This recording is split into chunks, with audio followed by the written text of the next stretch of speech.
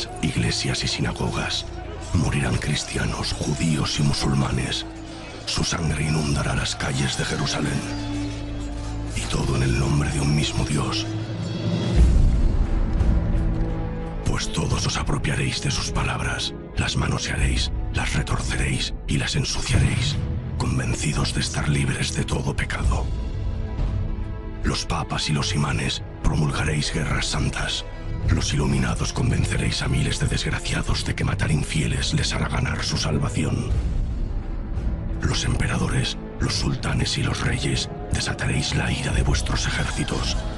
Y así, llenos de arrogancia, os plantaréis ante las puertas del cielo y gritaréis: mira todo lo que he hecho por ti, Señor. No merezco entrar en tu reino. Y no hallaréis respuesta, solo silencio. Pues el infierno está lleno de buenas intenciones. Por vuestra culpa nacerá la Orden de los Caballeros Templarios. Esos demonios han jurado servir a Dios hasta las últimas consecuencias, y armados con la coraza de la fe, desatarán la ira de Dios desde Jerusalén hasta las costas de la Lusitania.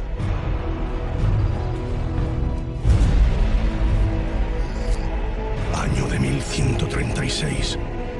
La tierra de Palestina y la península ibérica se han convertido en un eterno campo de batalla. La media luna del Islam y las cruces cristianas siembran todas las fronteras de cadáveres.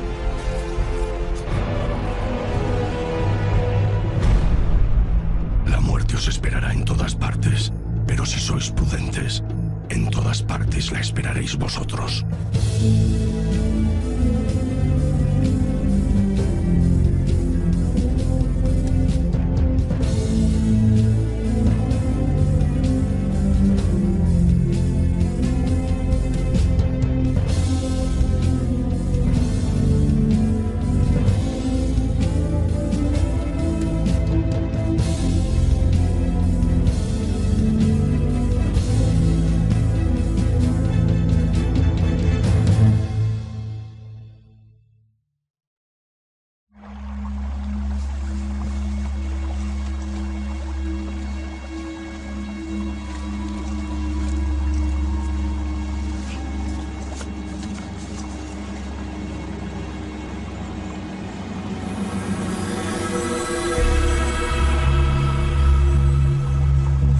Sé que no has olvidado tus juramentos, Artal. Así que no logro entender qué haces huyendo. Solo la orden directa de un superior podría hacer que uno de los mejores caballeros que haya servido nunca en la Orden del Temple se encuentre en esta vergonzosa situación. Así que dime, pequeño Artal, ¿cuál es esa orden que tanto empeño dedicas en cumplir? ¿Qué escondes en ese andrajoso fardo? ¿Qué secreto es tan valioso como para que entregues tu vida antes de que caiga en manos del enemigo?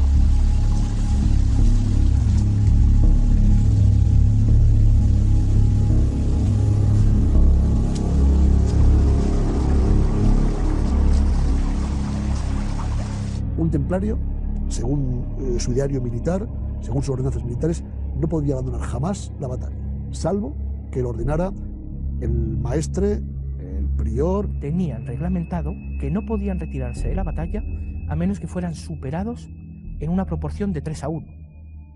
Imaginaos una batalla verte superado en esa proporción. Es difícil la escapatoria.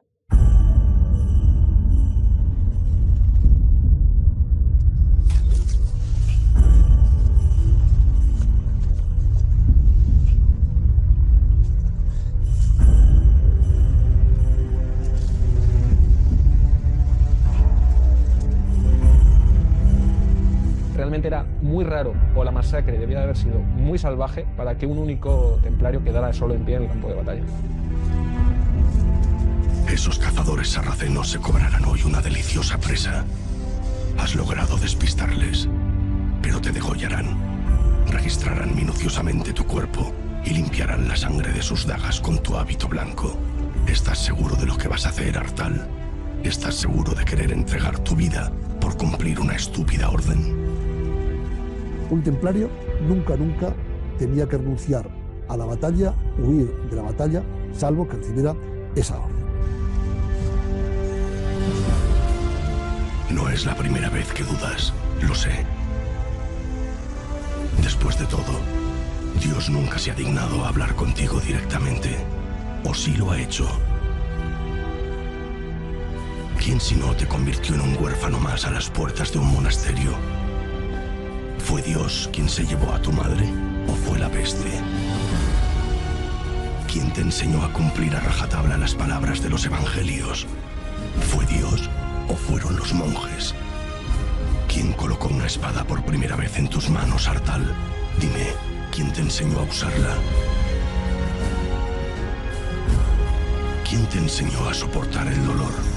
¿Quién te enseñó a no tener miedo?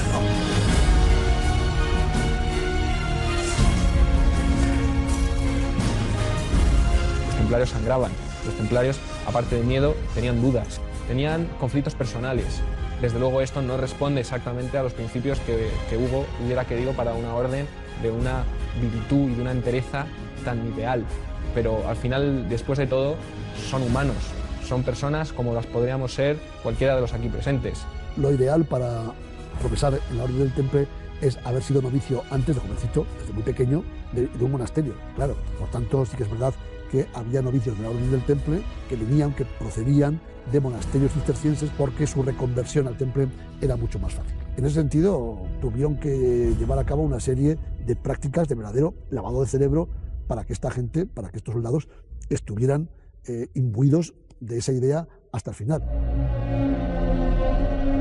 ¿De quién era toda esa sangre que has derramado? ¿Era de los enemigos de Dios o de los enemigos del Temple?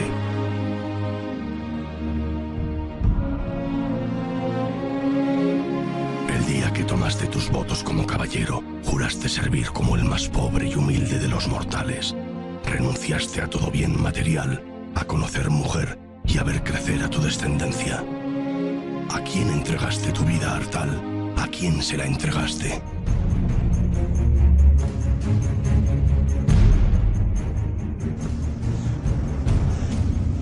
La idea de entregar la vida por una causa alta, ¿no? Tiene mucho que ver con la forma de entender la vida presente.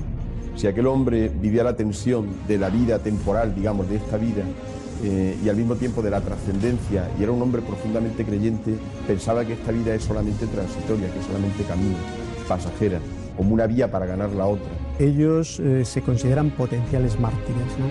Se habla de los freires definidos como aquellos que son capaces de derramar hasta 7 veces al día su sangre.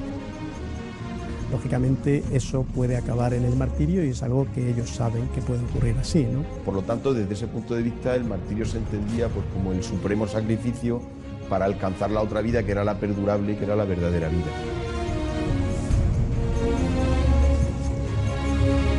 Deja de correr, Artal. Pronto todo habrá pasado. Busca un bonito lugar sobre el que morir y encomiéndate a Dios. Pues Él siempre te tuvo en gran estima y aguarda paciente tu llegada al reino de los cielos.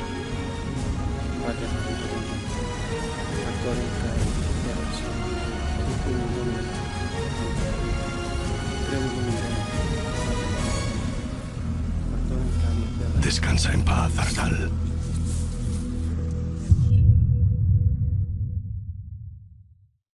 Ellos, yo pienso que estarían absolutamente convencidos. Para empezar, yo creo que todos no. Yo creo que ahí hay que establecer una diferencia. Sois los hombres los que queréis morir en el campo de batalla. Las mujeres nos quedamos cuidando la casa y los niños, ¿vale? En esto los roles de la naturaleza, y conste que no para nada soy machista ni feminista, o sea, me limito a tener sentido común y punto. Pero la realidad es que los que queréis la guerra sois vosotros, los hombres, ¿no? O sea, sois los hombres los que hacéis la guerra, los que tenéis la ambición desmedida, sin culparos, porque no hay culpables, ¿vale? Es lo que es, somos biología e historia, no hay mucho más. Pero la mujer no quiere morir en el campo de batalla, vamos, de ninguna de las maneras. Así, ya, yo por lo menos, desde luego, tengo claro que no.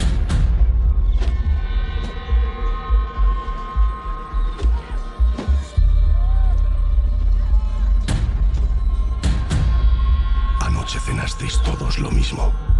Unas gachas demasiado cocidas y un pedazo de cordero que no consiguió darles sabor. Si alguno de vosotros sale con vida de este bosque, las recordará como la cena más suculenta de toda su vida.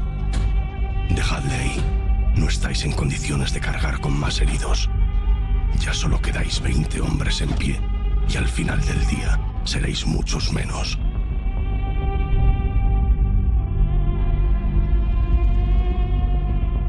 Solo 7 llegaréis a ver el final de esta batalla. 5 desgraciados con mucha suerte de los que nadie volverá a hablar.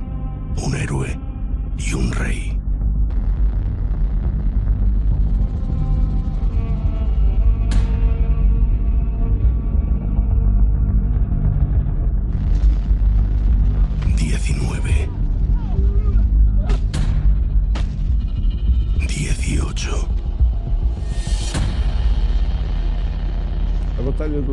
La batalla de Eurique se produjo a raíz de la defensa de la parte sur, ya en Alentejo, y en la que don Alfonso Enríquez se empeñó y luchó arduamente por la independencia del país y por la destrucción de los ejércitos musulmanes.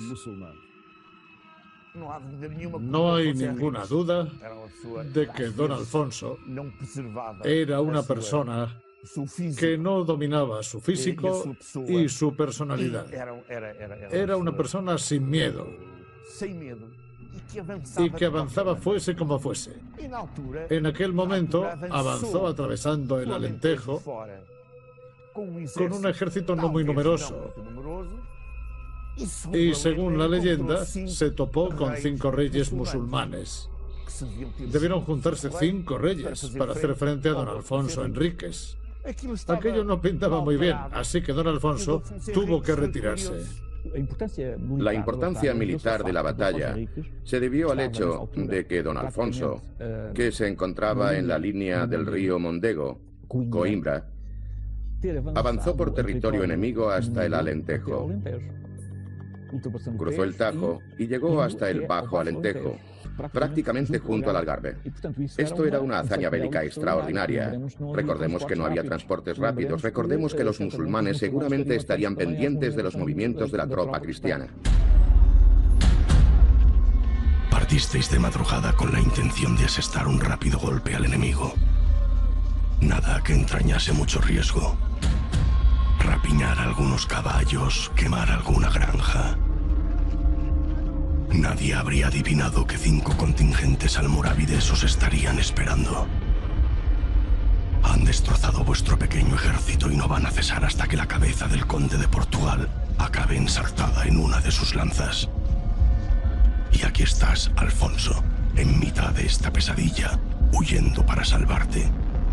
Tu vida depende de esos 17 hombres, así que trata de mantenerlos unidos y, sobre todo, no pierdas ni uno más. El castillo de Soure, esa magnífica fortaleza que tu madre donó a los caballeros de la Orden del Temple, se encuentra a no muchas leguas de distancia. Tendrás que sacrificar a alguno de tus caballeros, pedirle que corra como un demonio, atraviese las líneas sarracenas y llegue con vida para pedir ayuda a los templarios.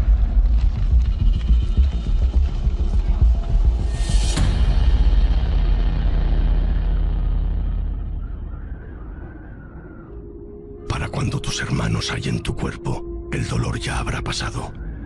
Serás enterrado en un lugar sin nombre que nunca nadie encontrará. Y en la muerte serás aquello que fuiste en vida, un templario más. Nada podrás llevarte, pues polvo eres, Artal, y en polvo has de convertirte. Un templario debía todo lo que era a la propia orden. Más allá de hecho, no era nada. Nada. El templario solo es depositario de objetos, nunca propietario. Nada le pertenece. Ni siquiera la propia correspondencia que le puedan mandar pertenece al templario. Las espadas pertenecían a la orden exactamente igual que sus cotas, sus sobrevestas, sus túnicas y sus mantos. Y aunque es cierto que se les podía dar algún tipo de mortaja o incluso utilizar el hábito en alguna ocasión como mortaja, lo cierto es que esto no era así. La orden recogía todos los bienes de un hermano y acto seguido los repartía, ya fuera entre los pobres o entre el resto de los hermanos. Es bastante significativo saber que al templario se le enterraba al modo cisterciense, completamente desnudo, envuelto en un sudario sobre una tabla y enterrado boca abajo, porque no es digno de mirar al cielo.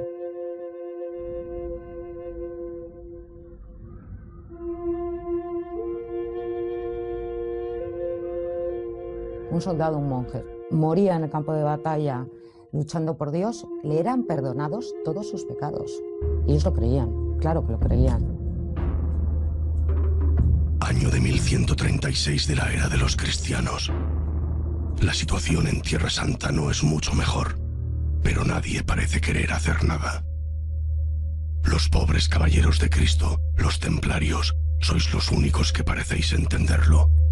Nadie más tendría el valor de emplear tan duras palabras a la hora de escribir al rey de Francia. No tenemos más tropas para resistir.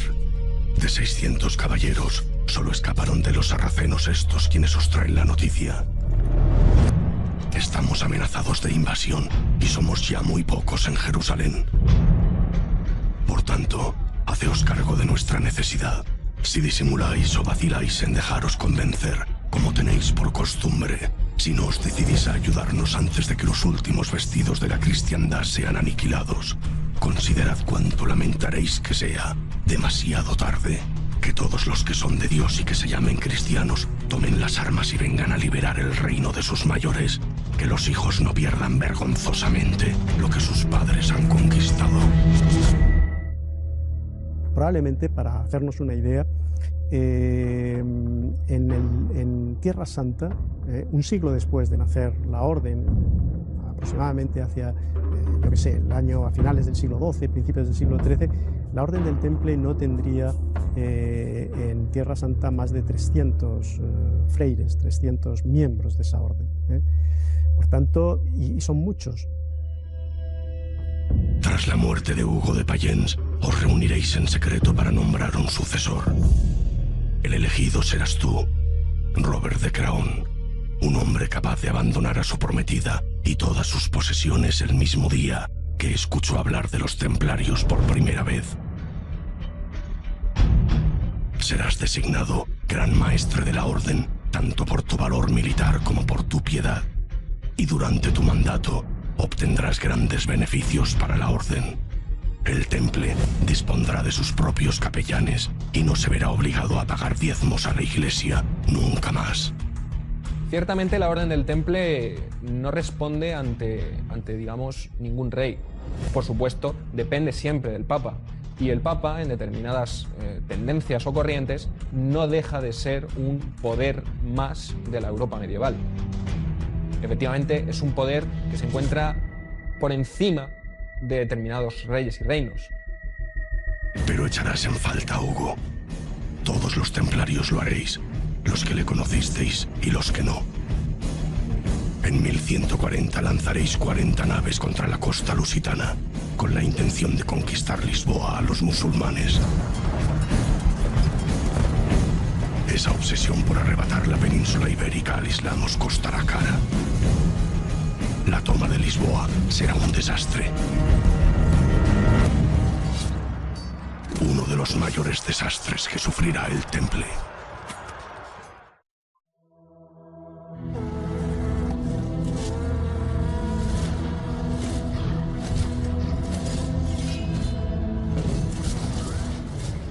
Dicen que antes de una batalla, el miedo provoca un desagradable olor a vómito. Pero esa sensación desaparece en cuanto matas al primero de tus enemigos. O él te mata a ti. Hace frío y estáis cansados. Lleváis demasiado tiempo resistiendo y las gachas hacen estragos en vuestros agitados estómagos. Ni se os ocurra rendiros, pues ellos no tendrán piedad si lo hacéis.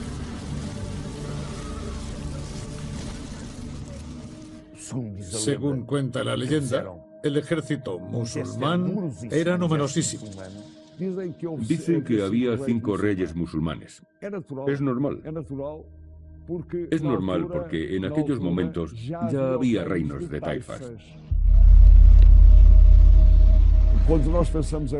Cuando pensamos en reyes, pensamos en reyes poderosos y con ejércitos enormes. Pero lo normal es que aquellos 5 reyes correspondiesen a 5 ciudades relativamente pequeñas. Los caballeros cristianos se esforzaron y pelearon con valor para destruir esa amenaza musulmana. La batalla en sí misma debió ser una hazaña bélica extraordinaria. Don Alfonso Enríquez escogió un sitio desde donde podía estar en ventaja. El sitio existe, está en el Alentejo. Se llama Cabeza del Rey. Era una colina que, evidentemente, el ejército enemigo no tenía más remedio que subir para enfrentarse a ellos. No pensemos en los ejércitos medievales como, bueno, pues como esto que a veces aparece en las películas, ¿no? Con esas masas. Los ejércitos en la Edad Media son ejércitos reducidos. Para un rey en una situación muy delicada desde el punto de vista estratégico, desde el punto de vista militar, un puñado de hombres bien adiestrados podían ser sencillamente decisivos.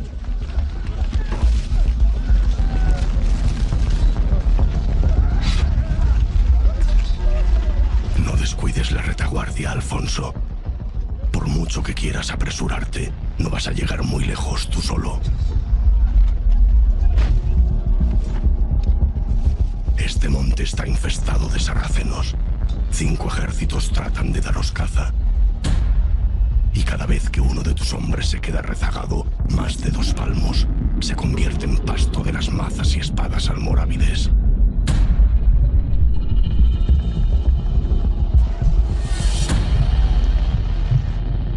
Ya solo sois 16. El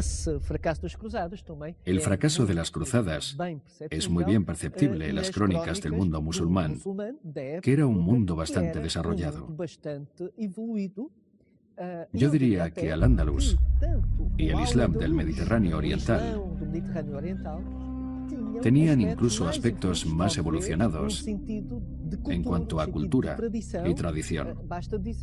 Basta con decir que si no fuera por los grandes intelectuales del Islam, no habrían llegado hasta nosotros algunas de las obras de Platón, por ejemplo. Así que tuvieron una gran importancia como hilo de transmisión de una cultura que yo llamaría mediterránea. Dejad que os cuente una historia. Escuchadla y aprenderéis algo.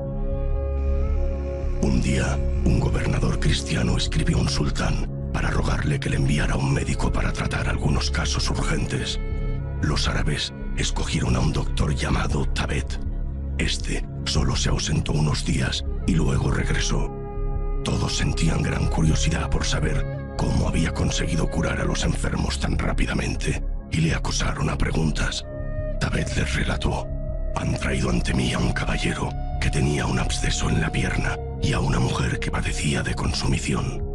Al caballero le puse un emplasto en la pierna, el tumor se abrió y mejoró. A la mujer le prescribí una dieta para mejorar el temperamento. Pero entonces llegó un médico franco, muy enfadado, y gritó: ese hombre no sabe tratarlos. Me apartó de un empujón y le preguntó al caballero: ¿qué prefieres? ¿Vivir con una sola pierna o morir con las 2? Como el caballero contestó que prefería vivir con una pierna, el médico ordenó que trajeran a un soldado fuerte y una hacha bien afilada.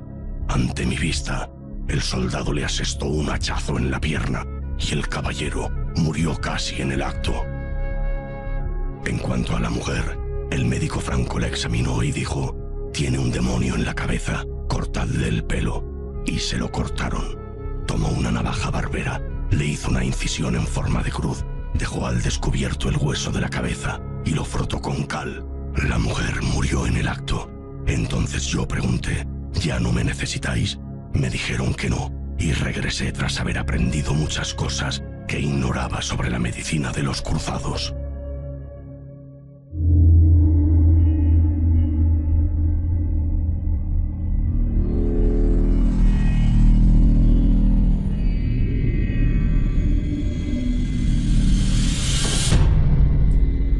A la perfección a cada uno de tus hombres.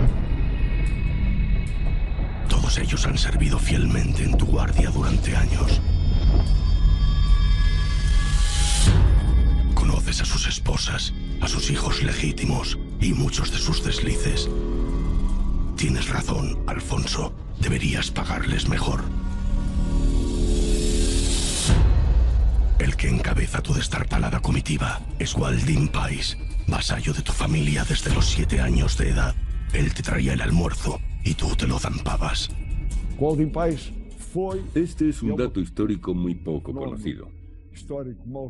Pero Waldin Pais fue vasallo de don Alfonso Enríquez. Se crió en la casa de don Alfonso Enríquez y toda su lucha es para lograr que don Alfonso sea reconocido como rey. Fíjate en él. Cualquiera diría que el mismísimo Arcángel Gabriel le hubiera enseñado a usar esa espada. Prométeme, Alfonso, que si Dios, nuestro Señor, obra un milagro y te saca vivo de este infierno, lo primero que hará será nombrarle caballero. Prométemelo.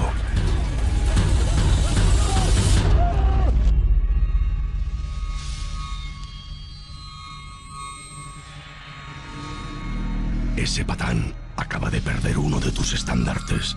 Si no me equivoco, ya sois solamente 12. ¿Llevo bien la cuenta, Alfonso? Hay quien no cree en la batalla de Eurique. Hay historiadores que no creen en esa batalla y dicen que tiene un valor simbólico. Bueno, pero es que alguien se cree que la historia es toda verdad. No, vamos a ser un poquito serios. La historia siempre se ha dicho, y esto lo sabe todo el mundo, la escriben los vencedores. Los vencedores, o los que les interesa algo, o los que tienen algún objetivo, o los que... Y más en una época como la época medieval, que se escribía sobre pergamino, y entonces, bueno, había que rascar lo que había antes si querías reescribir algo. No es como hoy, que tenemos nuestras pantallas de ordenador y, oye, con luz y ceros y unos lo escribimos todo. No necesitamos ni papel. Los registros que nos quedan de aquella época, la mitad son como poco dudosos, como poco. Todo habrá acabado antes de que el sol se esconda. 7 de los vuestros volveréis a casa. 5 hombres de los que nadie volverá a hablar. Un héroe y un rey.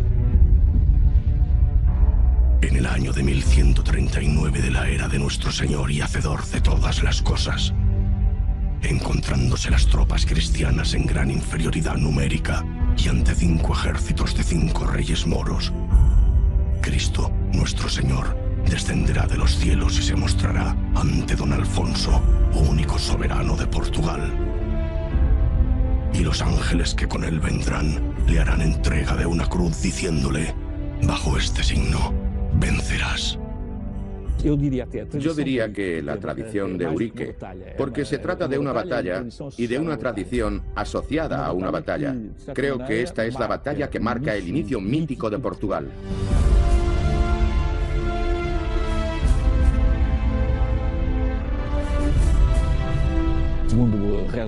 Según reza el juramento de Eurique, porque don Alfonso firmó un documento que acreditaba que tales hechos habían ocurrido, Jesús se le habría aparecido y le habría asegurado que vencería en la batalla. También le aseguró que su descendencia saldría siempre victoriosa hasta la 16ª generación.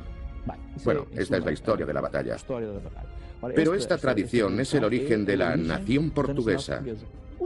Que el Estado portugués tenía, por decirlo de algún modo, un origen divino, y que incluso su primer rey recibe la bendición del mismísimo Maestro Espiritual, o de Dios, o de Jesucristo. Y esto tiene otra característica muy interesante, cuando se dice que Portugal es un país muy católico. Que se desengañen los ingenuos, porque la batalla de Eurique y la tradición de Eurique es la demostración de que no somos un país católico, somos un país cristiano, pero no católico. Don Alfonso Enríquez recibe la aprobación como rey directamente de Jesús, no del Papa. Esta tradición significa esto. Nos encontramos ante una nación que recibe su legitimación no de la Iglesia, sino del mismísimo Jesús. Independientemente de si es verdad, mentira o un milagro, ¿qué más da?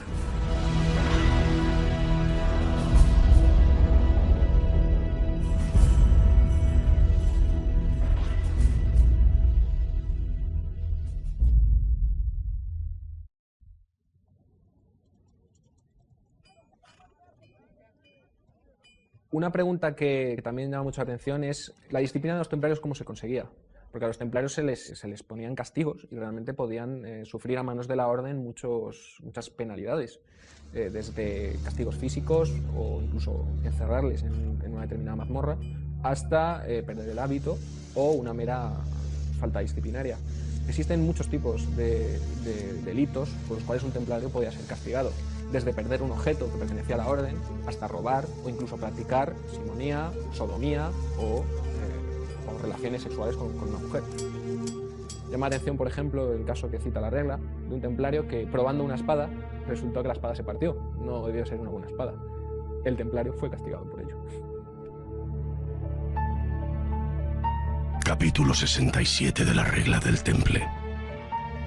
Si un hermano comete una falta, que descubra él mismo su ofensa y que reciba pues penitencia. La regla es la normativa por la cual se rigen los templarios. Regula cómo debe vivir un templario en su convento, pero también regula cómo debe vivir en campaña. Las penitencias, cómo se puede castigar a un hermano, por qué se castiga a un hermano. Todo esto que desde un principio te han dicho que estaba expresamente prohibido, podía llevarte ya a castigos mayores, largos encarcelamientos, azotes y ante todo y sobre todo la expulsión de la orden y evidentemente su enemistad perpetua. Ya figuras ahí como que has estado dentro, has profesado y has fracasado. Sin la regla no habría tanta disciplina, y la disciplina es una de las principales características que definen a los caballeros templarios. Tú entrabas perfectamente sabiendo a lo que te enfrentabas. Perteneces a una orden reconocida, representas un hábito, eres un templario. Has fracasado y te has visto desposeído del hábito y arrastrado al fango. Ya no puedes volver. La pena de muerte no estaba contemplada en el retré, pero claro, ante un castigo excesivamente severo, la resistencia del cuerpo es la que tiene. Es una situación dura y evidentemente nadie la querría.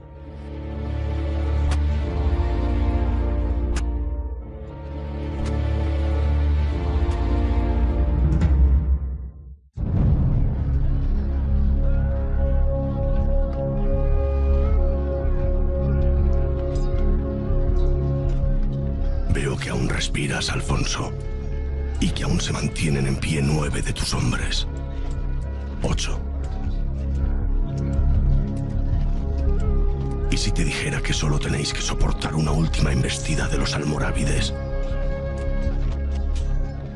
¿Y si te contase que aquel caballero al que enviaste en busca de ayuda logró llegar hasta el castillo de Soure y que los estandartes del temple pronto cruzarán este bosque y harán que todo el ejército musulmán huya presa del pánico?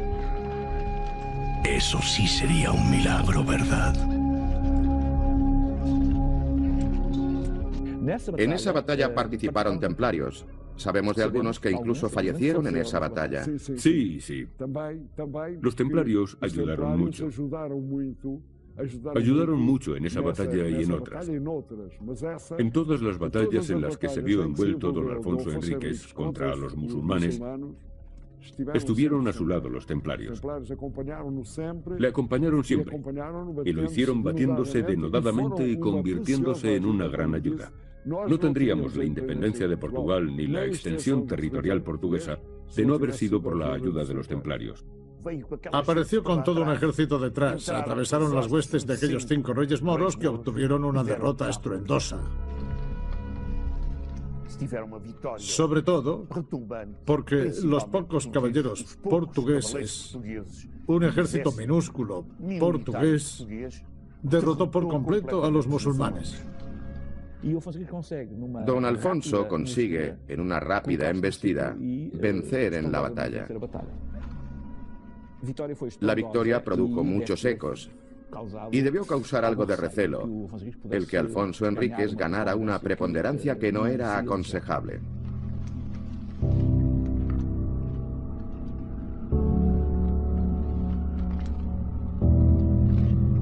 Me prometiste que si acababa el día y aún seguíais con vida, armarías caballero a Gualdín Pais, el mejor de tus hombres. Así que cumple tu promesa.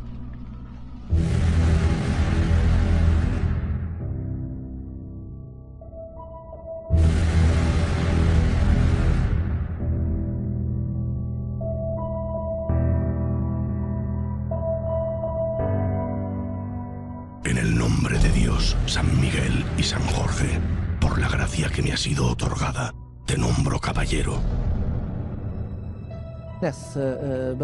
En esa batalla nombró caballero a su vasallo, a su amigo de la infancia, Gualdín País. Sí, señor. Se le nombró caballero en esa batalla. Gualdín País hizo su juramento. Y Alfonso Enríquez le entregó la espada con la que era hecho el juramento de los caballeros.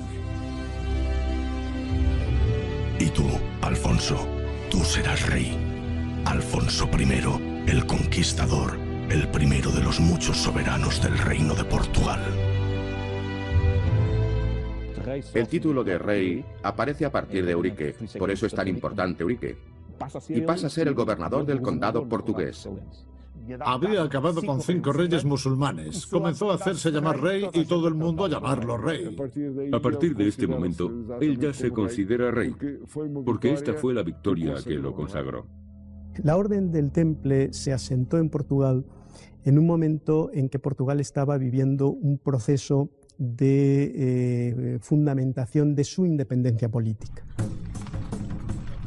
Entonces, contar con un resorte que dependiera de esa monarquía naciente y que en último término, bueno, significaba de alguna manera la bendición papal de la presencia de esa orden, que dependía en último término del Papa y por tanto de la existencia política de ese reino, que se construye con ese instrumento que es la Orden del Temple, ¿no? Sabemos que Alfonso Enríquez, el primer rey de Portugal, tuvo un especial interés en mimar, en desarrollar, en hacer donaciones a favor de la Orden del Temple y contó con la colaboración activa de los templarios en sus distintos hitos reconquistadores, que son, no lo olvidemos, los hitos de construcción de la independencia del Reino de Portugal. La importancia que tiene el concepto de orden militar en buena parte y sobre todo la importancia que tiene para los reyes es que las órdenes militares, el temple en primer lugar, que es el arquetipo de todas, ante todo conforma un ejército profesional, ¿no? Avant la lettre, ¿no? antes de que existan los ejércitos profesionales, ¿no? Es una fuerza permanente, cosa que el ejército de la Edad Media no era concebido de esta manera, ¿no? Y además un ejército permanente ligado por votos religiosos, lo cual quiere decir que la disciplina y la jerarquía se respetaría, eventualmente se debería de respetar de una forma muy, muy especial. De ahí la importancia que tienen las órdenes militares y de ahí la importancia que tiene para los reyes.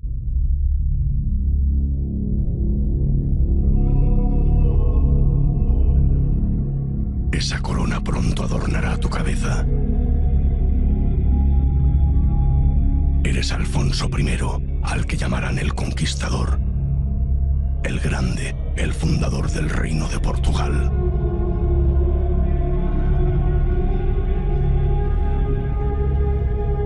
Tu reino nacerá mucho antes de que el Papa de Roma y los vecinos de la Corona de Aragón se dignen a reconocerlo. Pero ¿quién necesita el beneplácito de Roma cuando Cristo, el Hijo de Dios Todopoderoso, fue quien decidió que tú y no otro debía reinar? ¿Quién necesita el apoyo de la Corona de Aragón cuando tú ya tienes la tuya propia? Esa corona es tuya. Tuya y de las muchas generaciones que están por llegar. Aún pasarán 40 años antes de que el Papa reconozca a don Alfonso Enríquez como rey, pero lo hizo. Hace ya semanas de la batalla de Eurique y aún has de rascar con las uñas los restos de sangre seca que manchan tu cuerpo. Nunca habías visto tanta muerte, ¿verdad? Siento decírtelo, Gualdín, pero los pecados no se lavan solo con agua, ni siquiera los de un héroe.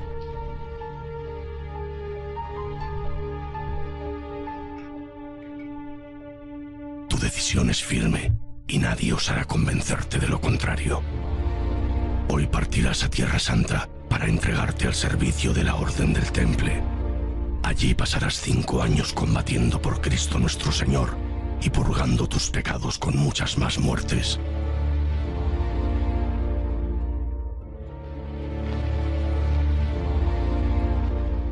despidas. Volveremos a vernos.